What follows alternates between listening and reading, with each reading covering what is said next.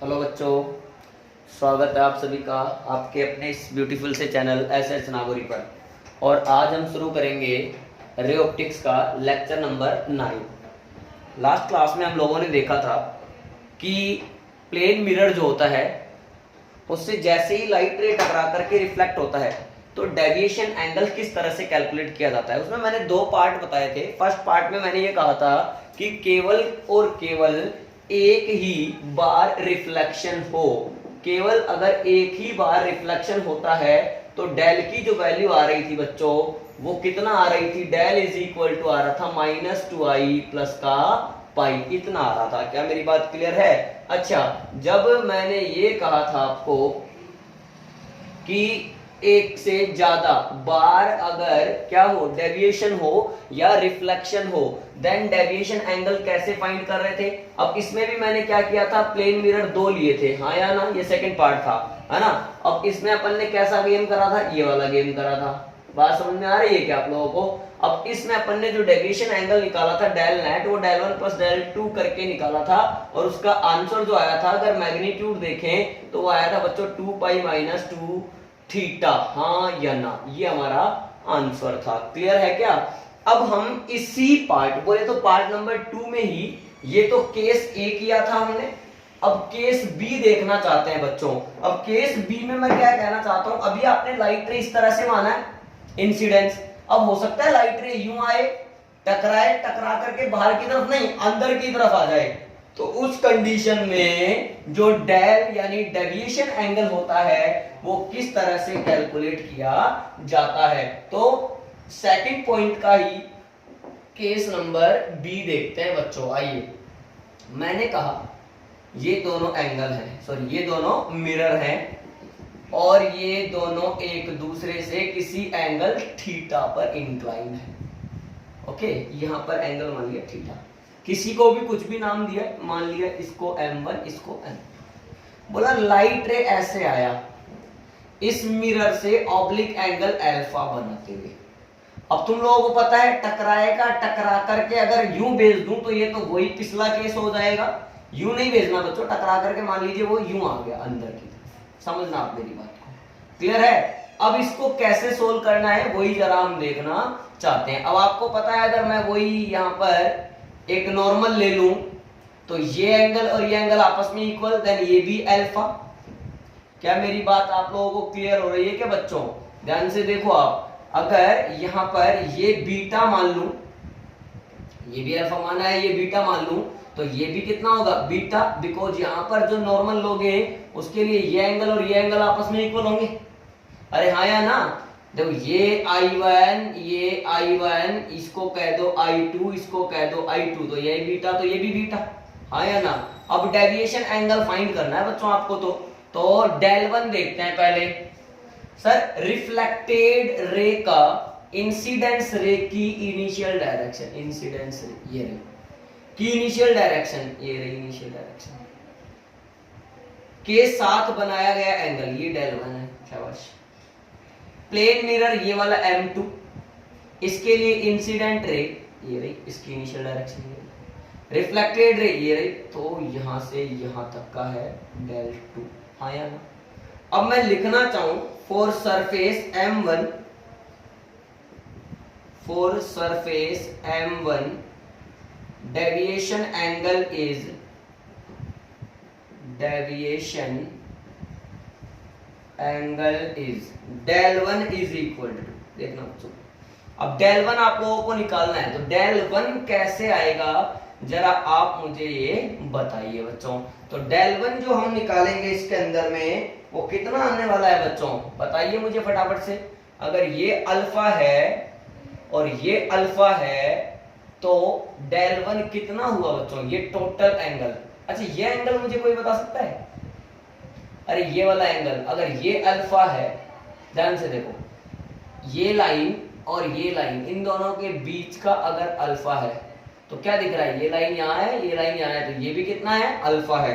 तो डेल 1 मेरा आ गया 2 अल्फा। लेकिन बात है डायरेक्शन की, तो ये डायरेक्शन कौन सी है बच्चों, एंटी क्लॉकवाइज की क्लॉकवाइज? सर ये है एंटी क्लॉकवाइज, तो एंटी क्लॉकवाइज में मैंने क्या बताया था, प्लस लेना होता है, तो ये हो गया एंटी क्लॉकवाइज के लिए इक्वेशन नंबर 1। इसी प्रकार से फॉर सरफेस अगर मैं लिखना चाहूं for surface M2 deviation angle is, देखो डेल 2 इज इक्वल टू, देखना ध्यान से देखना बच्चों, अगर ये बीटा है, देखना अपन को पूरा लिखना है कौन सा वाला, ये वाला एंगल, तो ये वाला एंगल ढूंढ लो, काम हो जाएगा आपका, हाँ या ना। अब ध्यान से देखूं मैं, तो ये लाइन, हाँ ये वाली और ये वाली लाइन, इन दोनों के बीच में बीटा है, तो ये लाइन यहां दिख रही है और ये दिख रही है, तो दिख रहा है कि नहीं दिख रहा है, वर्टिकल अपोजिट, ये भी बीटा, तो कुल मिलाकर 2 बीटा, लेकिन डायरेक्शन चेक करना जरूरी है, ऐसे घुमा, मैंने कहा था इंसिडेंट रे को पकड़ना और रिफ्लेक्टेड की तरफ घूम जाना, इंसिडेंट को पकड़ा रिफ्लेक्टेड की तरफ घूमा, तो जब इधर घूमा तो भैया किधर घूमा, ये कौन सी डायरेक्शन हुई बच्चों, क्लॉकवाइज डायरेक्शन, देन यहां पर डेविएशन आएगा माइनस का। देखो यहाँ पर माइनस और जो प्लस है वो केवल और केवल डायरेक्शन को शो करते हैं, प्लस का मतलब यहाँ पर एंटी क्लॉकवाइज डायरेक्शन है और माइनस का मतलब यहाँ पर क्लॉकवाइज डायरेक्शन है। अब मैंने कहा था कि अगर एक से ज्यादा डेविएशन एंगल आ जाते हैं तो नेट डेविएशन एंगल कैसे निकाला जाता है सर, दोनों का स्केलर सम यानी अदिश योग करके, net deviation angle del net is equal to del 1 plus del 2, तो डेल नेट हमारे पास आ गया 2 अल्फा माइनस 2 बीटा, यानी डेल नेट की वैल्यू आ रही है 2 ऑफ अल्फा माइनस बीटा, हाँ या ना, इक्वेशन नंबर 3। तुमने कहा कि सर हमें थीटा के पदों में, थीटा के टर्म में आंसर निकाल के बताओ, तो मैंने कहा फिर तो ट्राइंगल काम में लेना पड़ेगा, इस पॉइंट को कह दिया O, चलो इसको कह दिया A और इस पॉइंट को कह दिया B, समझना, देन इन ट्राइंगल OAB, अब ध्यान से मैं देखूं तो ये थीटा और ये अल्फा, ये दोनों ही इंटीरियर एंगल है, इंटीरियर मतलब अंतः कोण है, और ये बीटा जो है वो बाहर का यानी बहिष्कोण है, एक्सटीरियर एंगल है, then we can say that beta is equal to alpha plus theta, because exterior angle is sum of interior angles, हाँ या ना, ऐसा कर सकता हूं मैं, तो यहां से अल्फा माइनस बीटा, इस बीटा को इधर ले गया और थीटा को इधर ले आया, माइनस का थीटा, इक्वेशन नंबर 4 उठा के वहां पटक दिया बच्चों, तो यहां पटकोगे तो आंसर क्या आने वाला है, फ्रॉम इक्वेशन 3 एंड 4, जरा देखना बच्चों आंसर क्या आएगा, आंसर आएगा बच्चों del net is equal to minus का 2 थीटा, हाँ या ना। यहां पर माइनस जो है वो क्लॉकवाइज डायरेक्शन को बताता है, अच्छा डेल नेट का अगर मैं मैग्नीट्यूड लेना चाहूं तो आ जाएगा प्लस का 2 थीटा, ओके फटाफट से पॉज करके नोट कर ले,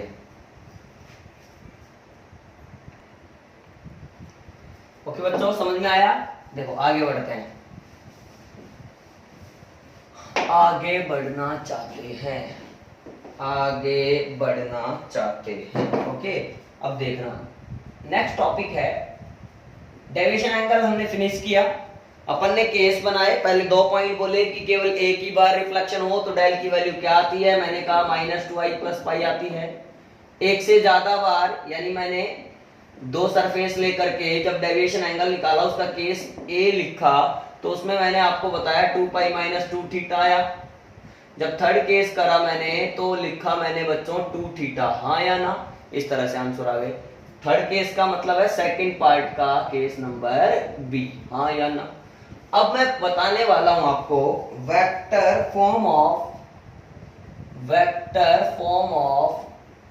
लॉ ऑफ रिफ्लेक्शन, यानी जो लॉ ऑफ रिफ्लेक्शन है, रिफ्लेक्शन का जो नियम होता है उसकी वेक्टर फॉर्म क्या होती है।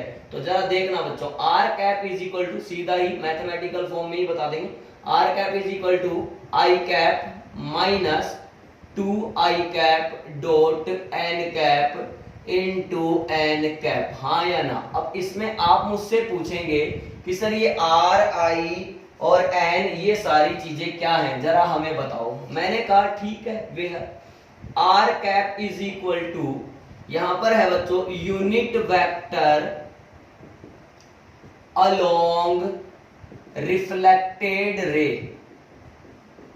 आर मीन रिफ्लेक्टेड, यानी रिफ्लेक्टेड रे के अलोंग यूनिट वेक्टर है। आई कैप अब आप समझ गए, unit vector along incident ray, है ना, इंसिडेंट रे के अलोंग यूनिट वेक्टर है। अच्छा एन कैप क्या है sir, unit vector along normal, normal के अलोंग यूनिट वेक्टर है। क्या तीनों चीजें क्लियर हो गई, आई एन और आर कैप। अब देखो बच्चों इसमें भी हमसे क्या है, वो क्वेश्चन पूछ सकता है, यानी आई वेक्टर दे रखा हो, समझना आप, आई वेक्टर दे रखा हो, आर वेक्टर दे रखा हो, बोले एन वेक्टर बताओ, या फिर मतलब एन वेक्टर दे रखा हो, आई दे रखा हो और बोले कि आर बताओ। इस तरह से भी क्वेश्चन बनाया जा सकता है। तो फटाफट से हम एक क्वेश्चन देख लेते हैं बच्चों। देखिए इस पर, जैसे मैंने कहा, बस सीधा आप याद रखना vector form of law of reflection को।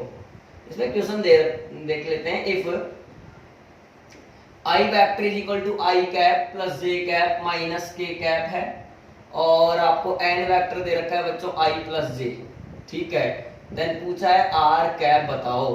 तो आर कैप निकालोगे तो कैसे निकालोगे मुझे बताओ आप। तो सबसे पहले आई कैप निकाल लो। आई कैप क्या होता है, वेक्टर अपॉन उसका मैग्नीट्यूड। तो देखो I cap plus J cap minus K cap as it is under root of I cap के कोफिशिएंट का स्क्वायर प्लस जे कैप के कोफिशिएंट का स्क्वायर प्लस के कैप के कोफिशिएंट का स्क्वायर। 1 का स्क्वायर 1, 1 का स्क्वायर 1 और माइनस 1 का स्क्वायर भी 1। तो यह आ गया मेरे पास में आई कैप आ गया बच्चों, आई कैप प्लस जे cap minus K cap upon root 3, ये आई कैप। इसी प्रकार एन कैप मैंने लिखा तो एन वेक्टर अपॉन एन कर लूंगा, कितना आएगा I plus J upon root 2, हाँ या ना। अब आर कैप देखो, वी नो दैट, सीधा सीधा फॉर्मूला लगाओ और तो क्या है, we know that R cap is equal to I cap minus 2 I cap dot N cap into N cap. यहाँ पर सीधा सिंपल इनटू है ना, ये डॉट नहीं है यहाँ पर बीच में, ओके।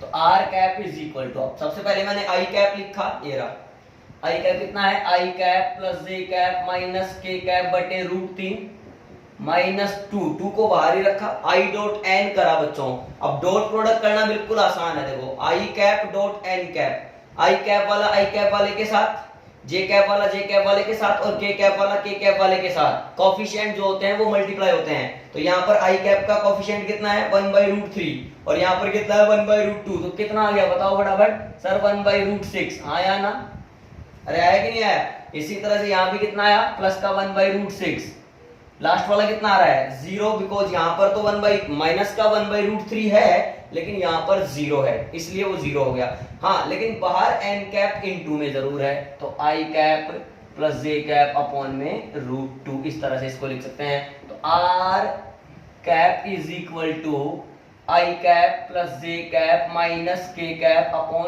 √3। अब देखो यहाँ पर अगर इस 2 को यहाँ मल्टीप्लाई करोगे बच्चों, तो ये √2 और यहाँ पर 2 है, तो √2 इंटू √2 से एक √2 कैंसिल, यहाँ √2 बचेगा।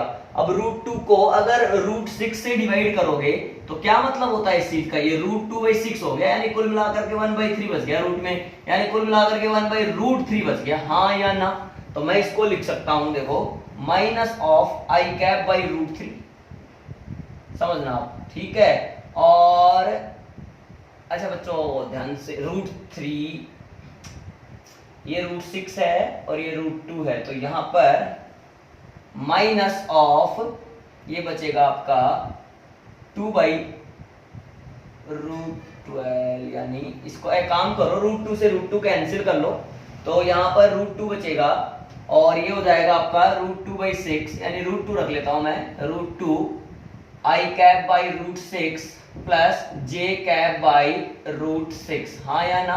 अब इसको आप आगे सोल्व कर लीजिएगा, you will get answer, okay. Pause करके नोट करें, ठीक है बच्चों, समझ में आया।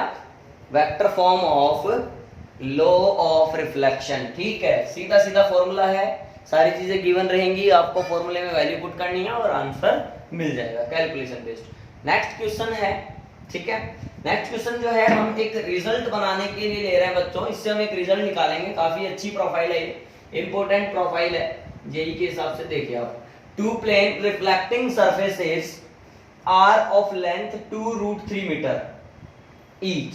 देखो दो प्लेन रिफ्लेक्टिंग सरफेसेज हैं, दो प्लेन मिरर हैं जिन दोनों की लंबाइयां 2√3 मीटर है, ठीक है। These surfaces are placed parallel to each other, ये सबसे बढ़िया बात, ठीक है, रख लेते। उसने कहा कि दोनों सरफेसेज एक दूसरे से पैरेलल रखी हुई हैं, ठीक है, हम रख दिया। अच्छा, कितने डिस्टेंस पर रखी हुई हैं? एक दूसरे से 20 सेंटीमीटर की डिस्टेंस पर रखी हुई हैं। तो मैंने कहा ये दूरी 20 सेंटीमीटर है। उसने खुद ने कहा ये मिरर 1 मान लो, इसको मिरर 2 कह दो।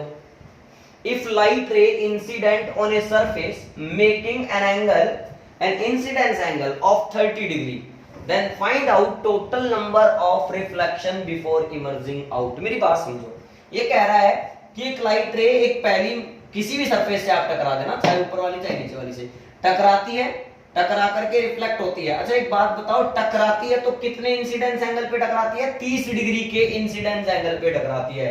तो पूछा है कि जब ये इस पर 30 डिग्री के एंगल से इंसिडेंट होती है तो निकलने से पहले रिफ्लेक्ट होकर के जब यहां टकराएगी, रिफ्लेक्ट होगी, इससे टकराएगी, फिर रिफ्लेक्ट होगी, फिर निकल जाएगी। तो हमें ये पूछा गया है बच्चों कि निकलने से पहले टोटल नंबर ऑफ रिफ्लेक्शन, यानी टोटल रिफ्लेक्शन कितने होंगे, टोटल परावर्तनों की संख्या, रिफ्लेक्शन की संख्या कितनी होगी। तो मैं क्या करा, सबसे पहले मैंने ऐसे मान लिया कि कोने पे आके टकरा गई। इससे अच्छा कोई तरीका नहीं बच्चों मेरे पास। अब अगर ये कोने पे आई है तो कितने एंगल पर आई है? 30 डिग्री के एंगल। मैंने कहा यहां चली गई, जाने दे भैया, गई तो आप अच्छा बनाएंगे, आप अच्छा बनाएंगे, मैं आपसे भी अच्छा बनाता हूं। ये देखो, ये 30 डिग्री है तो ये भी 30 डिग्री होगा। ये मैं नहीं कहता, लॉ ऑफ रिफ्लेक्शन कहता है। अब ध्यान से देखें तो यहां पर भी नॉर्मल ड्रॉ कर लें आप, और फिर से इसको कह दें ये रिफ्लेक्शन हुआ, ठीक है। ये भी कितना मान लें? 30 डिग्री ही आप लोग मान लें। क्या मेरी बात क्लियर है? अब देखना, एक रिफ्लेक्शन जब हुआ, यहां से लाइट आई, टकराई, ये कौन आई है बच्चों ना, यहां से लाइट आई, टकराई, टकरा करके रिफ्लेक्ट होकर के यहां पर चली गई। अब जब एक रिफ्लेक्शन कंप्लीट हुआ तो इस कोने से लेकर के यहां तक का कार्यक्रम सेट हो गया, यानी यहां तक की डिस्टेंस कवर कर ली हॉरिजॉन्टली लाइट ने। माना कि ये x है, कितना है बच्चों? ये x है, हाँ या ना? क्या मेरी बात समझ में आती है क्या यार आप लोगों को?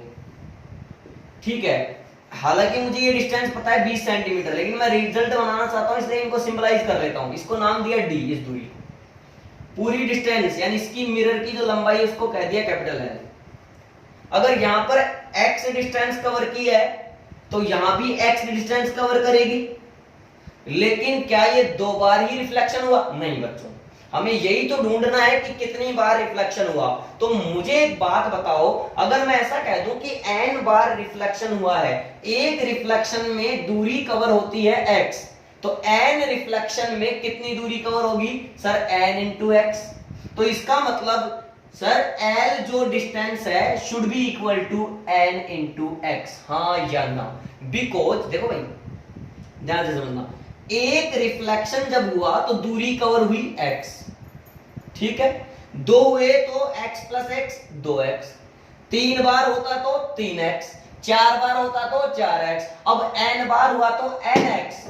अब ये लाइट चल कहां तक चल सकती है? सर डिस्टेंस बराबर 0 से लेकर के l तक। तो इसका मतलब nx जो दूरी है वो l के बराबर होनी चाहिए, हाँ या ना? देखो यहां पर मैंने कहा कि l बराबर nx, l is equal to nx, हाँ या ना? इतनी मेरे को बात समझ में आती है। अब मेरा मकसद होना चाहिए x फाइंड करना, मुझे n मिल जाएगा बच्चों। l मेरे पास दिया हुआ है, दे रखा है। अब मुझे अगर x मिल जाए तो मेरा काम बन जाए। अब अपन ट्राइंगल यूज कर सकते हैं, कोई भी ट्राइंगल लो, O A और B। In triangle O A B, ये थीटा है। तो tan 30 is equal to base upon perpendicular x upon डी, हाँ या ना। तो x बराबर मेरे पास आ गया d tan 30। अरे आ रहा है कि नहीं आ रहा? फ्रॉम इक्वेशन 1 एंड 2 उठा के पटक दो, और पटकना हमें अच्छे से आता है। तो L बराबर n d tan 30, n मुझे फाइंड करना है। n बराबर, इसको नीचे चिपका डाला, d tan 30, ये पता ये पता ये पता, तो जो है लापता क्या मिलने वाला है उसका पता। n इज इक्वल टू, अब l की वैल्यू दे रखी है 2√3 मीटर, उसको भी सेंटीमीटर में कर लो तो 200√3 सेंटीमीटर। नीचे d है 20 सेंटीमीटर, tan 30 होता है 1/√3।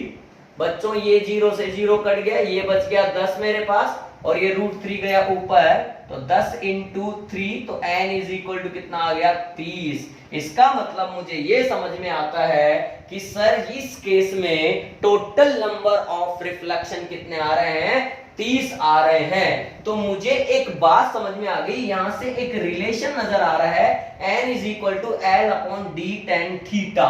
ये रिजल्ट हम मन में बना सकते हैं। अगर हमसे इस प्रकार का कोई क्वेश्चन पूछता है तो डायरेक्ट फॉर्मूला अगर याद रहे तो टाइम बचेगा और डायरेक्ट आंसर आ सकता है। तो मैं इसको एक रिजल्ट के रूप में बना लेता हूं। देखिए रिजल्ट मैंने क्या कहा, समझना।